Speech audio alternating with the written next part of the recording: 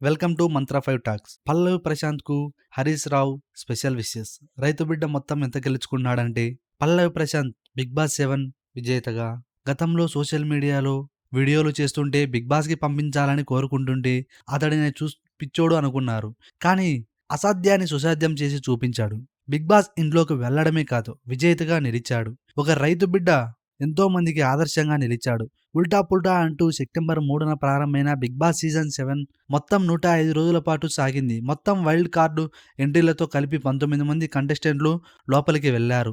అన్ని అడ్డంకులు ఛేదించుకుంటూ టాస్కుల్లో అసమాన ప్రదర్శనలు కనబరుస్తూ విజేతగా అవతరించాడు పల్లవి ప్రశాంత్. విన్నర్గా నిలిచిన ప్రశాంత్కు 35 లక్షలతో పాటు వితారా బ్రెజా కారు, 15 లక్షల విలువైన డైమండ్ జ్యువెలరీ కూడా దక్కింది. అయితే ప్రైజ్ మనీ వచ్చిన డబ్బు చాలా వరకు ట్యాక్స్ కట్ అవుతుంది. 15 లక్షల్లో 60% మాత్రమే అతనికి దక్కే అవకాశం ఉంది.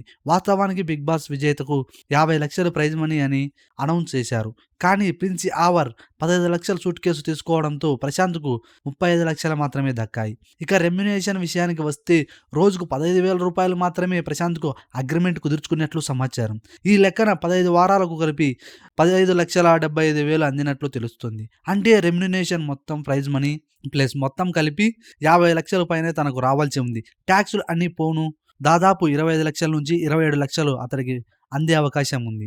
బిగ్ బాస్ సీజన్ 7 విజేత పల్లవి ప్రశాంత్కు మాజీ మంత్రి బీఆర్ఎస్ ఎమ్మెల్యే హరీష్ రావు శుభాకాంక్షలు తెలిపారు. సిద్దిపేటకు చెందిన రైతు బిడ్డ బిగ్ బాస్ 7 విజేతగా నిలవడం చాలా గర్వకారంగా ఉంది అని సోషల్ మీడియాలో వీడియోలు పోస్ట్ చేశారు.